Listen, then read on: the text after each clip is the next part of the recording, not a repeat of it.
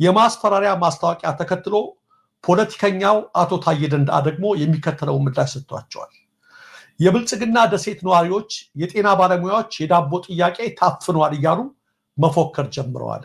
እውነት እንላቸዋለን፣ ይህ የዳቦ ጥያቄ በአግባቡ ካልተመለሰ በቄስ ሞገሴዎች ከንቱ ፕሮፓጋንዳ ይቅርና በኒውክሌር ቦምብም ሊታፈን አይችልም። የሚበላውን ያጣ ህዝብ መሪውን ይበላል ያለው ማን ነበር? ኢትዮጵያ የሁላችንም እንጂ የቄስ ሞገሴዎችና የመሬት ደላሎች ሀገር ብቻ አይደለችም። ለፕሮፓጋንዳ ይቅርና በኒውክሌር ቦምብም ሊታፈን አይችልም። የሚበላውን ያጣ ህዝብ መሪውን ይበላል ያለው ማን ነበር? ይታይተው ቤታቸው በር ላይ የሚያዩት ነገር እንደምትመለከቱት ነው። እባክህ የቤት ኪራይን ክፈል የሚል የአከራይ ማስታወቂያ ተለጥፎባቸው ነው የሚያዩት። ተሸሽገው ገብተው ተሸሽገው ነው የሚወጡት፣ ኪራይ ሳይከፍሉ እየቀሩ።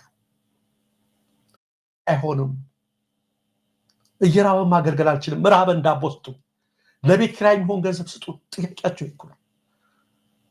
እነሱ ይህን በሚጠይቁበት ጊዜ ጠቅላይ ሚኒስትሩ ከ3 ቀን በፊት በሚዲያ ብቅ ብሎ ምንድነው የመለሰላቸው? በሚቀጥሉት ከ5 እስከ 10 ዓመታት ቢበዛ በብዙ ቤቶች ውስጥ ሮቦትስ ይኖራሉ። ደህና ልምድ ያካፈሉ ይመስላሉና እኔ አልገባኝ አለ። የአስቸኳይ ጊዜ አዋጅ ልምድ በብዛት የአስቸኳይ ጊዜ አዋጅ ያየነው በትግራዩና በአማራው ጦርነት ጊዜ ነው። ይህ አስቸኳይ ጊዜ አዋጅ በርካቶች የተቀጠፉበት፣ ሰልፍ እንዳይደረግ የታፈኑበት፣ ብዙ መከራና ስቃይ የደረሰበት ነው። የድሮን ጭፍጨፋዎች የተካሄዱበት ነው። እና ምን ልምድ እንዴት ነው ልምድ ያካፈሉት የሚለው ግራ ስለገባኝ ነውና ልክ እልህኛ ናቸው። እልህ ነው የሚያዙት። እንዳያችሁት የፖለቲካው የእልህ ፖለቲካ ነው።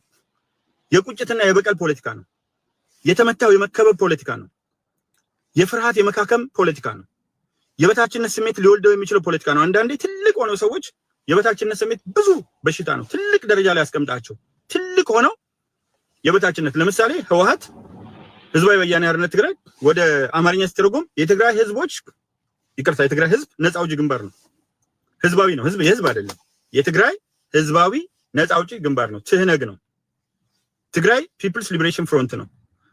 በአማርኛም ግን ህወሓት ነበር የሚለው። በእንግሊዝኛ ቲፒኤልኤፍ ይለዋል። ለምን በእንግሊዝኛም ህወሓት አይለውም? በአማርኛ እኮ ስያሜ የለውም። ህዝባዊ ወያነ ሓርነት ትግራይ ትግርኛ ነው። ከስልጣኑ እስከሚወርድ ድረስ ባለው ጊዜ በኦሮምኛም በአማርኛም ትርጉም የለውም።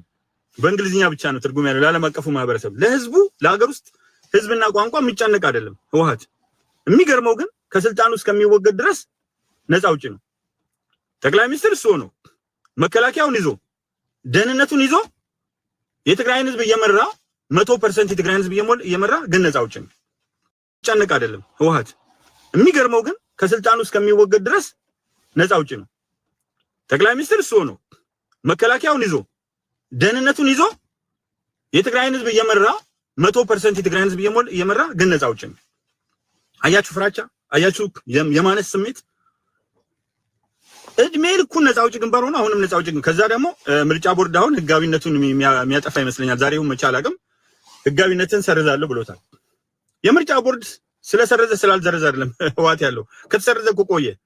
ህገወጥ ምርጫ አካሂዶ የሚፈልገውን አድርጎ ጦርነት ከፍቶ የተለያየ አይነት ነገር አድርጎ ቀጥሎ ምርጫ ቦርድም ያፈይዛል እንዴ።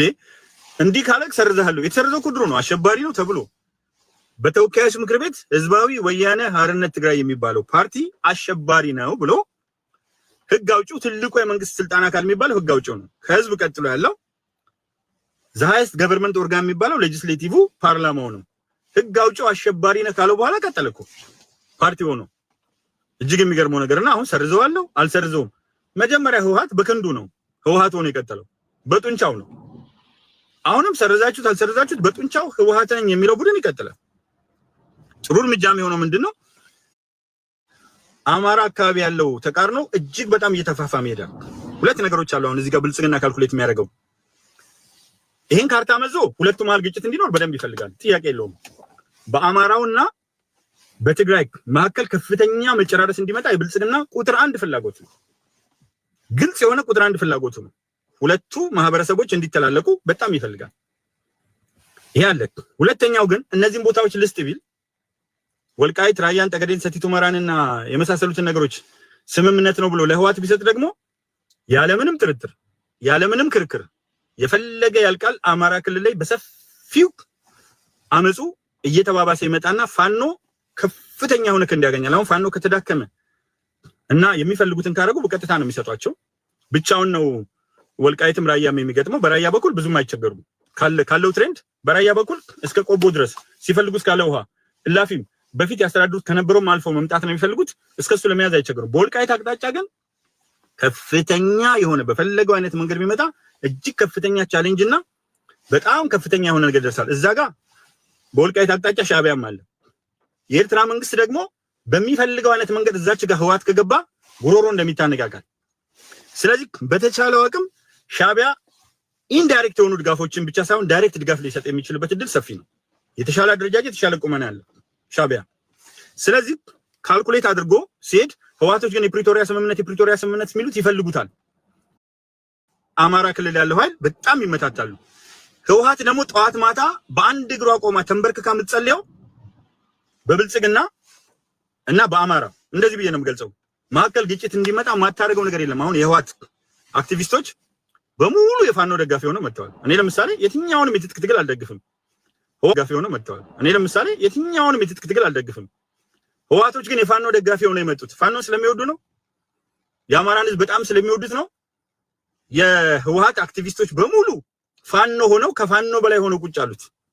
በርታ የሚሉት በግልጽ ለምንድን ነው? እነሱ ደግሞ ምን ይፈልጋሉ? ብልጽግናና አማራ ክልል እንትን ብሎ አማራ ክልል ድቅቅ እንዲል፣ ኦሮሚያ ክልል ድቅቅ እንዲል ይፈልጋሉ። አሁን እነዚህ ሶስቱም አንድ ሀገር የሚኖሩ አይመስሉም። የሚያሳዝነኝ ሶስቱም የሚያተርፉ የሚመስላቸው ከሩዋንዳ አይማሩም፣ ከኮንጎ አይማሩም፣ ከተለያዩ የዓለም ውድቀት አይማሩም። ሶስቱም የሚመስላቸው አማራና ኦሮሞ ከተዳከሙለት ትግራይ ከፍ ይላል፣ እኛ ደግሞ በትግራይ ህዝብ ስም የተሻለ እንበላለን ብለው ያስባሉ። ኦሮሞ ጋር ያሉ ፖለቲከኞችም አማራና ትግራይ ቢናከሱ እናተርፋለን ብለው ያስባሉ። አማራ አካባቢ ያሉ ፖለቲከኞችም ከሞላ ጎደል ይሄን ቃል በደንብ አሰምርበታለሁ። ከሞላ ጎደል ትግራይና ብልጽግና መካከል ግጭት ቢኖር የትግራይ ህዝብ ላይ ጉዳት ቢደርስ ግድ የላቸውም። ህዝቡ አይደለም፣ ልብ አድርጉ። እነዚህ ፖለቲከኞቹ በጣም ደስተኛ ናቸው። እንደውም ምንም ማለባበስ አያስፈልግም። ህዋቶች ግን የፕሪቶሪያ ስምምነት የሚሉት ይፈልጉታል።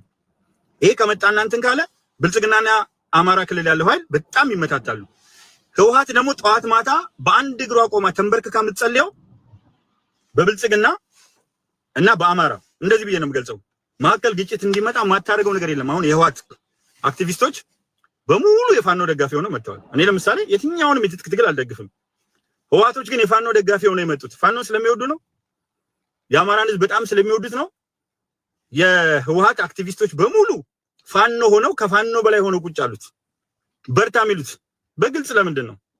እነሱ ደግሞ ምን ይፈልጋሉ? ብልጽግናና አማራ ክልል እንትን ብሎ አማራ ክልል ድቅቅ እንዲል፣ ኦሮሚያ ክልል ድቅቅ እንዲል ይፈልጋሉ። አሁን እነዚህ ሶስቱም አንድ ሀገር የሚኖሩ አይመስሉም። የሚያሳዝነኝ ሶስቱም የሚያተርፉ የሚመስላቸው ከሩዋንዳ አይማሩ፣ ከኮንጎ አይማሩ፣ ከተለያዩ የዓለም ውድቀት አይማሩም። ሶስቱም የሚመስላቸው አማራና ኦሮሞ ከተዳከሙለት ትግራይ ከፍ ይላል፣ እኛ ደግሞ በትግራይ ህዝብ ስም የተሻለ እንበላለን ብለው ያስባሉ። ኦሮሞ ጋር ያሉ ፖለቲከኞችም አማራና ትግራይ ቢናከሱ እናተርፋለን ብለው ያስባሉ። አማራ አካባቢ ያሉ ፖለቲከኞችም ከሞላ ጎደል ይሄን ቃል በደንብ አሰምርበታለሁ። ከሞላ ጎደል ትግራይና ብልጽግና መካከል ግጭት ቢኖር የትግራይ ህዝብ ላይ ጉዳት ቢደርስ ግድ የላቸውም። ህዝቡ አይደለም፣ ልብ አድርጉ። እነዚህ ፖለቲከኞቹ ከሙሉት ትግራይ ከፍ ይላል፣ እኛ ደግሞ በትግራይ ህዝብ ስም የተሻለ እንበላለን ብለው ያስባሉ።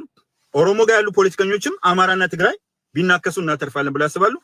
አማራ አካባቢ ያሉ ፖለቲከኞችም ከሞላ ጎደል ይሄን ቃል በደንብ አሰምርበታለሁ። ከሞላ ጎደል ትግራይና ብልጽግና መካከል ግጭት ቢኖር የትግራይ ህዝብ ላይ ጉዳት ቢደርስ ግድ የላቸውም። ህዝቡ አይደለም፣ ልብ አድርጉ። እነዚህ ፖለቲከኞቹ በጣም ደስተኛ ናቸው። እንደውም ምንም ማለባበስ አያስፈልግም። የትግራይ ህዝብ ላይ እንዳለ የተለየ ነገር ቢደርስ የምናያቸው ቪዲዮዎች ነበሩ፣ ያላቸውን ጥላቻ የሚያሳዩት ህዝብ ላይ በግልጽ ህዝቡን ጠቅሰው ህዝብ ብለው አስቡ። ህዋትን የፈለገውን ያህል ጥላ፣ ክቡርን የትግራይ ህዝብ ግን መጥላት የለም።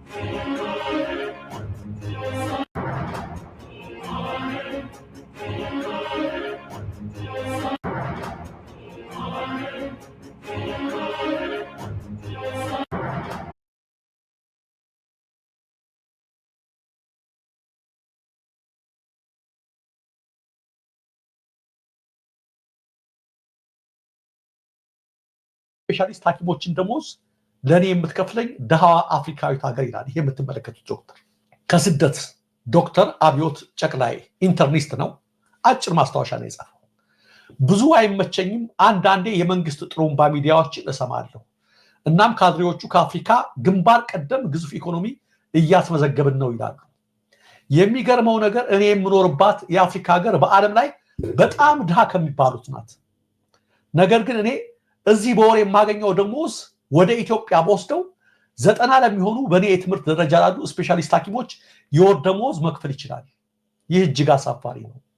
እንደ መላእክት አይደሉም።